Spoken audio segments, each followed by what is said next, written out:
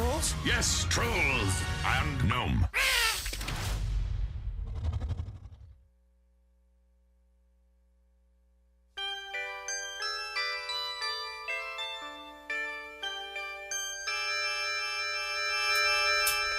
The Whiz Kids had won it, Bobby Thompson had done it, and Yogi read the comics all the while. Rock and roll was being born, marijuana we would scorn. So down on the corner the national pastime went on trial. We're talking baseball, Klazuski, Campanella, talking baseball. The Man and Bobby Fella, the Scooter, the Barber and the Nuke. They knew them all from Boston to Dubuque, especially Willie, Mickey and the Duke. Baseball folk, y'all listen to this KC now. Was winning, Hank Aaron was beginning. One Robbie going out, one coming in. Robbie going out, one coming in. Kiner Jackie and and Mitch Frank. Goodell, the Thumper and Mel Parnell. And Ike was the only one winning down in Washington. I'm talking baseball, Klazuski, Campanella, talking baseball. The Man and Bobby Fella, the Scooter, the Barber and the Duke. They knew them all from Boston to Dubuque, especially Willie, Mickey and the Duke. Now my old friend, the bachelor, well he swore he was the Oklahoma Kid. Mickey Mouse. And Cookie played hooky to go and see the Duke. And me, I always loved Willie May. Those were the days.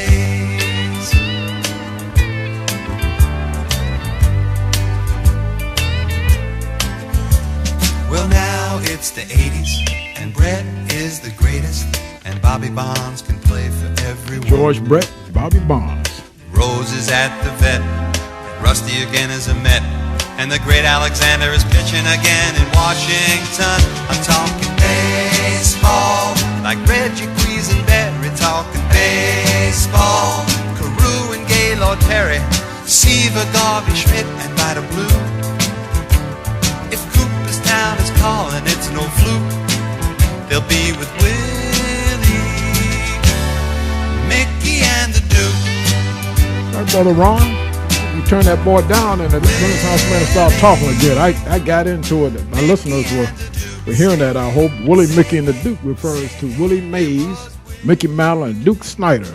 Arguably the three best center fielders in all of baseball in the 1950s resided right there in New York City. Mickey roamed Yankee Stadium in the Bronx. Willie roamed the Polo Grounds in Manhattan. And Duke Snider roamed Ebbets Field in Brooklyn. Well, the 1950s saw the great Willie Mays come into his own, with Jackie Robinson's career winding down. Ironically, the game of baseball is a very difficult game. You know, for those who have played or know it well, it is very, very, very, did I mention very, hard to hit a baseball, okay? It's probably the hardest thing to do in sport. Yet, Jack Roosevelt Robinson was called upon not only to achieve success in a very difficult game, but to do so in the midst of hostility, racial hatred. I started to mention a little while ago the city of Philadelphia recently publicly apologized to Jackie because on the Dodgers' first trip to Philadelphia in 1947, the Phillies' opponents would stay at the Benjamin Franklin Hotel. And the Dodgers typically stayed there, but on this day, the Dodgers stayed there sans Jackie. And they had to find some boarding house probably in North Philly for Cousins Rosemary. Y'all know about North Philly. Y'all know all about that. But that's where Brother Jackie had to stay in those first series against the Phillies. And not only that, when he got to Connie Mack Stadium, the Phillies dugout spewed forth so much hatred and filth that no human being should have had to stand for that. To the point where some of the white Dodger players who weren't all that about Jackie being on the team with him anyway actually came to his defense and referred to the Phillies players, including the manager, Ben Chapman, as yellow-bellied cowards. He said, well, why don't you pick on somebody that can fight back? Because they knew that Jackie had to hold his peace. In Jackie's memoirs, he said more than one time that it was all he could do not to go over there, bat in hand, and knock somebody's teeth out. But he refrained. He had promised Branch Rickey that he would do so. But the song about talking baseball talks about all the players. And if you notice, the artist who composed that and sang it in 1981 had the 1970s, 60s, and 50s as the backdrop of his song. And he named players, and they were mixed. If you know those players, they talked about Rod Carew, who was a black player, but he was a Panamanian descent, probably one of the greatest hitters in baseball, played for the Minnesota Twins. Of course, you talked about the great Willie Mays. You talked about Hank Aaron. And one phrase said, one Robbie going out and another Robbie coming in. So the very year that Jackie Robinson retired in 1956 was the rookie year for another Robinson, Frank Robinson, who also had a Hall of Fame career. And Lord knows he did damage to the Washington Senators every time I went to see him. The only man to win the most valuable player award in both leagues. He was the MVP of the National League for the Cincinnati Reds in 1961, and they stupidly traded him to the Baltimore Orioles in 1966 because they didn't want to pay him. And he became the MVP of the American League in 1966 and led the Orioles to the World Championship that year. So the great Frank Robinson, and I was thrilled when Washington finally got another Major League Baseball team, the Nationals, in 2005. Frank was the first manager. So that did a brother like myself's heart real well. So baseball was the brother's sport for a while, but now the powers that be seem to lean more toward the Hispanic players, who probably are of the same level of prominence in baseball today as the American brothers were in the 50s, 60s, and 70s. And don't get me wrong, they're good now. We got some guys like Albert Pujols, Carlos Beltran, Manny Ramirez, and a lot of them are Hispanic brothers. But who's the guy with the Miami Marlins that can knock the cover off the ball? Giancarlo Stanton. See, these guys are the truth. But what has happened to the black ball players? And I posit a theory that ties in with what my man in Chicago, Mike Maiden, that I made reference to before, is probably trying to get at. Inner city black kids, and in fact, his whole business purpose, he says, is to revive baseball in the inner city. So what is it? The brothers certainly thrive on basketball. We're well represented in football. But what is it about baseball? See, when I was growing up, baseball was the thing.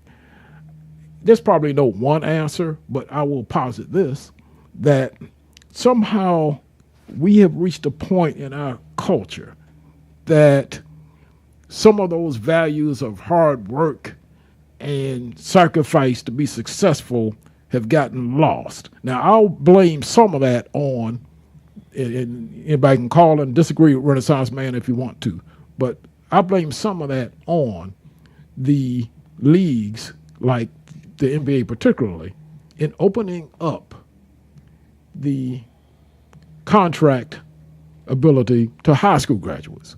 See, to me, I think anybody at age 18 or 19 does not know what to do with $10 or $15 million. Now, if somebody gave that to me when I was 19, I guarantee you by the time I was 22, I wouldn't have it. I mean, let somebody tie me down and put it in the bank for me and took away the passbook or something. But it's that level of maturity. It's that knowledge that if you're good enough at basketball and you come out of high school, you can go to the pros. There have been some guys that have made it. Daryl Dawkins, Moses Malone. But for every Moses Malone and Daryl Dawkins, how many other hundreds of thousands of youngins who think that they're going to be a Daryl Dawkins or Moses Malone are not? See, I talk to young people, and of course I represented and still do some juveniles down at Superior Court. And sometimes the judge, in assessing where the kid's head is, well, like, hey, what do you want to do in life? And the young brothers, almost to a person, very rarely do I hear them say something about, yeah, I want to be an architect, or I want to go to law school. I want to play in the pros. And the judge will sometimes ask me, he said, well, Mr. Siler, have you talked to any of these young men about their careers? And I said, yeah, Judge, and I will, give my spiel to the court if Your Honor pleases. And what I do is a mathematical equation. And I said, now you guys need to be sharp on your math in school anyway, because some of y'all fail in math. But when you know your math, I want you to think about something. Let's do some simple multiplication. There are, last count, 32 teams in the National Football League. Each team carries a roster of 53 men, I believe, not counting the practice squad, okay? But let's just take the first 53. Now, I'm not going to do all the math in my head right now, but 32 times 53 yields, I'm going to say less than 2,000, okay, somewhere in there. All right, so then I break it down as further and say, okay, how many colleges are there in the United States that have football programs? Hundreds, okay? Of those football programs, how many players are on football teams? And the college teams are notorious for carrying hundreds of guys. My man Roland will probably know about this. The scholarship guys get to play, but walk-ons and other players are allowed to be on the team. And you can be on there as long as you keep coming to practice for the most part. You'll never see the field in many cases. But nevertheless, we're talking about literally hundreds of thousands of college football players. Now you extrapolate that a little further and talk about all the high schools in the United States and all the football players. So you're talking about maybe 500,000 football players that are competing for less than 2,000 jobs in the pros. And I posit to my young clients this way, and also other young people. Are the odds in your favor that you're going to make it to the pros? And each one of them still, despite all that, yeah, but I'm going to make it. Okay. I said, well, and I hope you do. And I hope you remember your attorney, Bernie, because when you get to the Pro Bowl, I want you to remember me, get me a ticket. But just in case you don't, just in case you don't make the pros, you think you ought to think of some other life objective, and sometimes they'll say yes, sometimes they'll give me the right answer, whatever. But the point is this. We put our stock in a lot of glamour, and that's what sports is. It's a lot of money and glamour. I mean, you might love the game also. You can throw that in. But baseball's a different animal. See, you don't walk out of Cardozo High School and sign up with the Orioles and be in the World Series the next year. See, you have a minor league system. So you're going to play 3 or 4 years in Paducah, Kentucky. Ain't nothing happening out there. That's what they would probably come back and say, man, I ain't like it out there, man. Wasn't nothing happening, okay? Or Moline, I think that's Illinois, or Springfield, Missouri, or Albuquerque, New Mexico, the Double A team, which later you get elevated, if you're lucky, to the Los Angeles Angels after about 4 or 5 years in the minors. I think it goes back to some of our values. We want quick success, and Major League Baseball does not provide the quick success that basketball does. So even before you think about all the odds of making it in pro sports, period, in baseball, you have to pay dues, and you still are behind the 8 ball as far as the opportunity to play in the majors. And we just don't do that. And that's my theory as to why inner city baseball has died. And I've heard young guys say, oh, baseball's a boring sport. I say, well, if you get into it and play it and understand the intricacies of it and the skill that it takes, it's not boring. It might be boring to watch, but it's not boring to play. And if you really understand the game, it's not even boring to watch, especially if you have a team that you root for. So I take my hat off to Brother Mike up in Chicago, and he says that the National Urban Professional Baseball League is a replica of the Negro Leagues. Baseball in our inner cities is dying, and the NUPBL is giving African-American baseball players a new hope to live out America's pastime. The new league will offer minority baseball players the opportunity to play the game they love on a professional level, an opportunity many have been denied. And see, I want to focus on the word denied, because there are 2 theories the Renaissance man has just talked about. One, denial is based on some lack of willingness to sacrifice to get there because baseball doesn't provide immediate glamour. The opportunity to be denied has a little more substance to it because of what I talked about earlier in the show, is that baseball traditionally is still kind of an old boy network. That's exactly why you don't hear about utility black ball players. They're major league players. I can't think of their names right now, but I know in all the years I've been watching and listening to baseball, there have been some players that were second string shortstops, pinch hitters, utility outfielders that just hung around maybe 5 or 6 teams over the course of 20 years. And I can't think of a single American black player in that category. See, the black players are either starters, if not superstars, or they don't make the team. So I see what Brother Mike is talking about when he says the opportunity. He makes reference to a bright spot in that issue. A few years ago, a Little League baseball team from President Obama's own South Side by the name of Jackie Robinson West captured the hearts and soul of the nation. Most importantly, they captured the heart and soul of the African-American community around the world.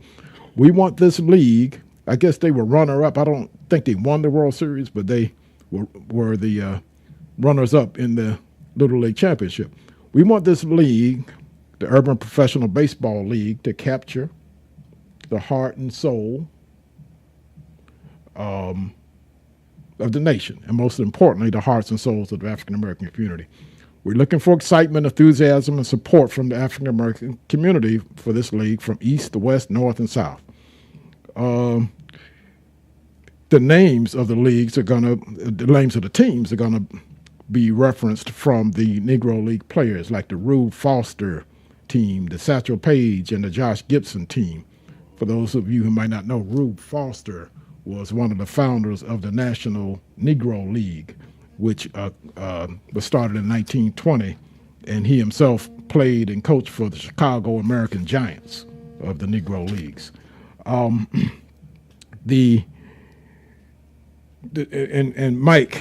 Coach Mike emphatically says this league in no way, capital letters, will be limited to only African-American players, of course. That would violate laws of the United States. They're seeking the best baseball players from across the United States and the world. Teams will be constructed by way of open tryouts at various locations throughout the country. Now, I'm going to do a plug. I haven't talked to Brother Mike yet, but I'm going to do a plug for him. So anybody listening that has a young baseball player or anybody listening that they themselves feel like they can play a little baseball, Coach Mike's phone number, Mike Maiden, Mayden, has a number of 773-517-2175. That's 773-517-2175. Coach Mike Maiden of the National Urban Professional Baseball League, looking for ball players. Off the bat, I remember, and of course you would confirm this by calling in, but I believe Chicago has a tryout around the 22nd, 23rd of May. The city of Houston is hosting a tryout the 14th, 15th of June. And when you call in, they'll provide the actual location within that city. Cincinnati and Indianapolis are the weekends or close to the weekends of the 23rd, 24th, 25th of June in that neighborhood. So anybody that knows about that part of the country, if you're Cincinnati or Indianapolis are only 100 miles apart. So if you could probably get to either one of those if you live in that part of the country. And the other cities, and I don't know the exact dates, but other cities are Philadelphia and Pittsburgh. Both of those are in August. And I think St. Louis is sometime in September. But in any event, anybody that wants to play some ball, go and call Coach Mike Madden. And maybe we can get some interest back into the black community about a great game of baseball, and one that doesn't have all the glamour, but can be every bit as profitable for a player that makes it. They signing some big contracts nowadays out here.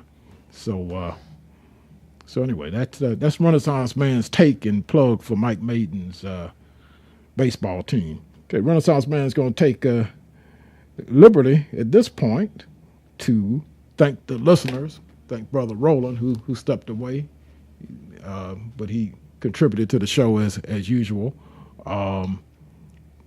Join us next time and call in 240-455-5934. Thanks again to my man Ron, heck of an engineer. See, Renaissance Man's technically challenged, but Ron saves the day for me. Playing up my songs as I need them. So Renaissance Man is gone for now. Everybody take care.